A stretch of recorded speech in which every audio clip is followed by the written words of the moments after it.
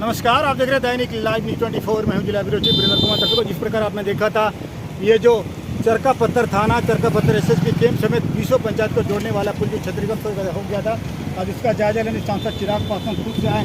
उन्होंने कहा दुनिया का इकलौता राज्य है बिहार, जहाँ पुल हवा में उड़ जाता है, जहाँ पुल के जो है मटेरियल चूहे उतर जाते हैं।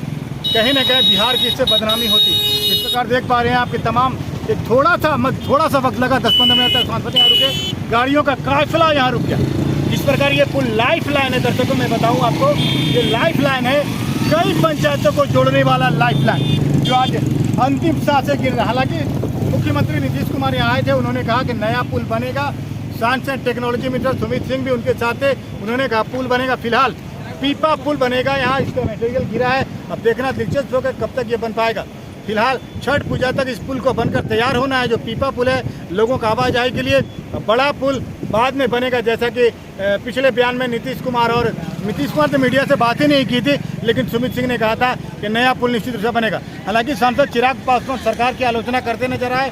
उन्होंने कहा घर में बैठ के जातीय जनगणना कर दिया, इससे जातियों में बांटने से बिहार का विकास नहीं होगा। ये बात भी सत्य है कि जातियों में बांटने से बिहार का विकास नहीं होगा। बिहार का विकास तभी हो पाएगा जब बिहार में उद्योग धंधे लगेंगे, बिहार में बेरोजगारी दूर होगी, बिहार में फैक्ट्रियाँ लगेगी। ऐसे भी जम्मू जिला बिहार का सबसे पिछड़ा जिला है, यहाँ तो उद्योग धंधा कुछ है ही नहीं। बस लोग बीड़ी बनाकर अपनी ज़िंदगी को काट रहे हैं, जीने की तो बात ही लगे। संजय शर्मा के साथ वीरेंद्र कुमार की ग्राउंड जीरो रिपोर्ट जरूर देखिए। की दुहाई देते नहीं थकते। अरे नीचे करूँ, कैसे वो भ्रष्टाचार को टॉलरेट करते हैं, ये उसका उदाहरण है। अब मैं प्रमाण देता हूँ कैसे। 2011 में इस पुल का निर्माण हुआ, अभी मेंटेनेंस पीरियड में ये पुल चल रहा है। उस दौरान अगर इस पुल के साथ ऐसा हादसा होता है तो इससे दो चीज़ें सामने आती हैं। या तो इसके निर्माण के दौरान ही इस तरीके के घटिया सामान का इस्तेमाल किया गया जिसकी वजह से आज ये पुल इस हालत में है, और या फिर जो लंबे समय से स्थानीय लोग भी जिस बात को लेकर आंदोलन करते रहे, हम लोगों ने भी उस आंदोलन में उनका साथ दिया, उनकी बात को प्रदेश सरकार तक पहुंचाने का काम। बार बार वो आग्रह कर रहे थे कि जो बालू का खनन यहाँ पे होता उसको इस पुल के आसपास होने से रोका जाए। स्थानीय ग्रामीण आग्रह करते गए, आंदोलन करते गए, कर करके थक गए, पर राज्य सरकार के कान पर जूं तक नहीं रही।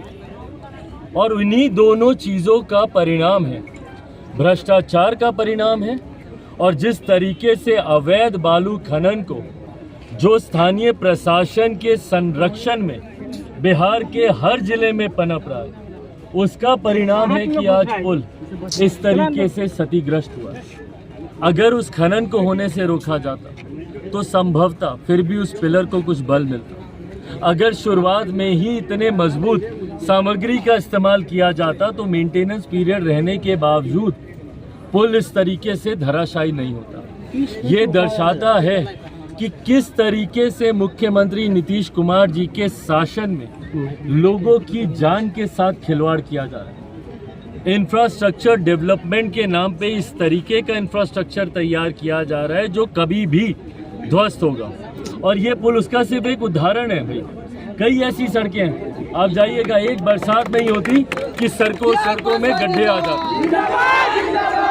आप जाकर देखिएगा कितने ऐसे भवन हैं जो आज बनते हैं और कल जर्जर हो जाते हैं। कितने ऐसे बांध हैं जो तटबंध हर साल ये लोग बांध को बनाने के नाम पर जो ये इस्तेमाल करते हैं कि भाई पानी, बाढ़ का पानी कटाव के रास्ते से गांव पंचायतों में ना घुसे, हर साल हजारों करोड़ रुपए की राशि उस तटबंध के निर्माण पे इस्तेमाल की जाती है, और एक बाढ़ के पानी में वो तटबंध टूट जाता है। तो इंफ्रास्ट्रक्चर के नाम पे अनेकों ऐसे उदाहरण हैं जो मुख्यमंत्री जी की नाक के नीचे भ्रष्टाचार की देन चढ़ रहे हैं, और मुख्यमंत्री उसको सुनना तक जरूरी नहीं समझते।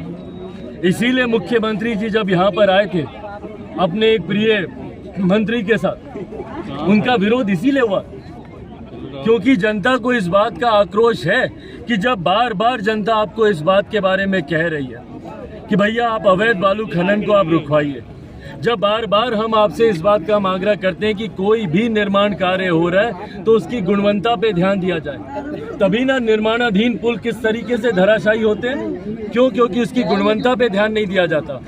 ये तो फिर भी इतने साल ये पुल चल गया, पर आज की तारीख में मुख्यमंत्री जी की छत्रो छाया में जितने भी निर्माण कार्य हो रहे हैं वो संभवतः साल भर भी नहीं टिकने वाले। इतने घटिया सामान का इस्तेमाल उसमें किया जा रहा है। और किस तरीके से मुख्यमंत्री जी उस दिन वादा करके गए कि 1 महीने के भीतर हम इसको ठीक करा देंगे। ये 1 महीने में होने वाला काम है, और 1 महीने में करवाइएगा तो फिर 6 महीने में ये धराशायी आपको मिलेगा। ये ऐसे कार्य हैं जिसको पूरा ध्यान और पूरा समय देके करवाना जरूरी है। पर क्योंकि मुख्यमंत्री गुणवत्ता से इतना समझौता करते हैं, और गुणवत्ता से समझौता क्यों? क्योंकि वहीं पे भ्रष्टाचार के दरवाजे खुलते हैं। अब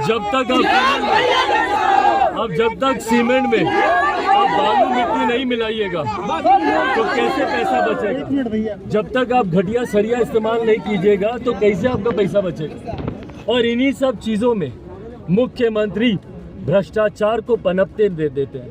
और इसीलिए जब वो बोलते हैं कि 1 महीने में क्या भैया, आप इसको 10 दिन में आप खड़ा कर दीजिएगा। भाई, जब भ्रष्टाचार के तरीके से ही खड़ा करना और चुनाव भर तक ही आपको खड़ा करके रखना है, उसके बाद लोग जिए या मरे आपको उससे फर्क नहीं पड़ता। तो ये तमाम उदाहरण दर्शाते हैं कि इन्हीं की वजह से आज बिहार का इंफ्रास्ट्रक्चर देश में नहीं दुनिया में, अभी कुछ दिन पहले हम ऑस्ट्रेलिया में थे, किस तरीके से बिहारी वहाँ पे शर्मिंदा होता है। क्यों?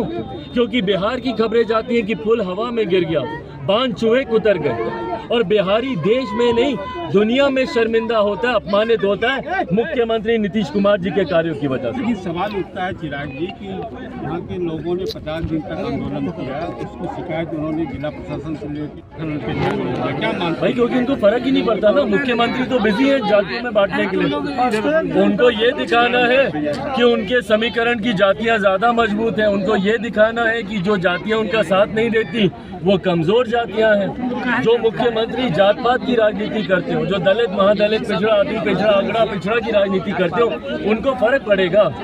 और यहाँ के जिन विधायक का आप जिक्र कर रहे हैं वो तो मंत्री भी है भैया। वो लोग चाहते तो क्या इस चीज को चुटकी बजाते नहीं रोका जा सकता था? अवैध बालू खनन को नहीं रोका जा सकता था? या पुल की मरम्मत का कार्य समय रहते नहीं शुरू किया जा सकता था? सब किया जा सकता था, पर इस पे किसी का ध्यान ही नहीं है। बिहार के विकास को लेकर मौजूदा बिहार की सरकार को कोई लेना देना नहीं है। बिहार के लोग जिए या मरे, मुख्यमंत्री अपना जातीय समीकरण बैठाएंगे और उसी के आधार पर चुनाव। चिराग सर, एक सवाल है सर, ये जनगणना को लेकर आपने छेड़ दिया है, तो अभी तेजस्वी का कल सहरसा में बयान आया है कि आपका अगर जातीय जनगणना की सही नहीं हुआ है तो आपकी तो केंद्र में सरकार है, आप केंद्र से भाई जब हम लोगों को केंद्र से जातीय जनगणना करा लीजिए। और चिराग जी का तो यही काम है, सुरक्षा देना, डीपीएम करना, आका को। भाई जब हम लोगों को कराना होगा, जो उन्होंने मुझ पर व्यक्तिगत टिप्पणी की मैं उस पर कुछ नहीं कहूँगा। मैंने कहा मेरे छोटे भाई हैं, वो जो बोलना चाहे बोल ले, पर जो उन्होंने कहा केंद्र सरकार को, भाई जब हमको कराना होगा केंद्र सरकार को, जब ये जरूरी लगेगा हम लोग करवाएंगे। पर आज की तारीख में जो जातीय जनगणना आपने कराई है, क्या वो सही में सही है? पूछ लीजिए किसी भी आम बिहारी से, कितने लोगों के दरवाजे खटखटाए गए हैं पूछने से पहले कि आपकी आबादी की कितनी जाति है? कितने लोगों से ये पूछा गया है? कितने दरवाजों पे जाकर ये सही मायनों में ये सर्वे कराया गया? अगर आपको बंद कमरे में बैठकर ही जातीय जनगणना करानी है और अपने सर्वे की रिपोर्ट शामिल करनी है तो बंद कमरे में आप कभी की भी करवाइए। आप बिहार की क्या, पूरे देश की क्या, पूरे दुनिया की जाति आप गिना के बैठा दीजिए। आज सांसद सर आज आप यहाँ आए तो क्या कुछ होगा सर यहाँ? सर जहाँ तो अगर इसी तरीके से करवाएंगे तो उसका कोई लाभ नहीं होना। सर जहाँ का बिहार में जिस तरीके से गलत तरीके से करवाई गई है, अगर इसी तरीके से होगी तो कुछ नहीं होगा। जहाँ का पुल जो सर जर्जर स्थिति में, सर आप वहाँ कब निरीक्षण करने जाएंगे? सर आपका वहाँ पे भी जाएंगे, पर निरीक्षण से ज्यादा जरूरी है कि जो जानकारी हम सरकार के संज्ञान में देते हैं उस पर काम हो। उस पर अगर सही समय पे काम हो जाए तो ऐसी परिस्थिति ही नहीं उत्पन्न होगी। सर ये जो सांसद आप यहाँ पर आए हैं, क्या कार्यक्रम होगा सर इसके पुल के बारे में? भाई कार्यक्रम कुछ नहीं, पुनः एक बार फिर जो जानकारी यहाँ से हम लेकर जाएंगे हम राज्य सरकार को देंगे। करना तो उन्हीं लोगों को है। अब यहाँ पे ये लोग लोहा का कुछ सामान ला के डाला हुआ है, वही पता करेंगे कि किस चीज से डाला। और सांसद चिराग पासवान जायजा लेने आए हुए हैं यहाँ। जिस तरह ये पुल क्षतिग्रस्त हुआ था,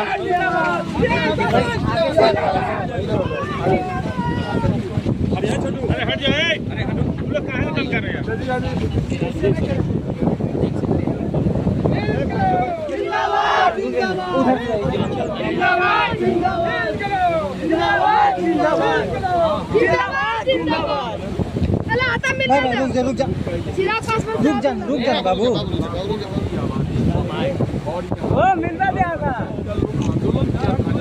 चिराग पासवान जिंदाबाद। बात कर ले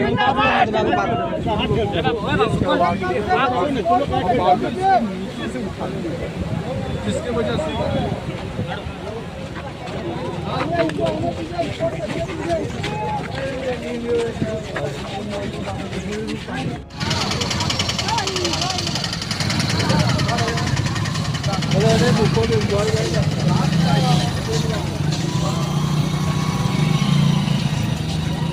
अभी क्या ये लोग कुछ पैटर्न पे शुरू किया।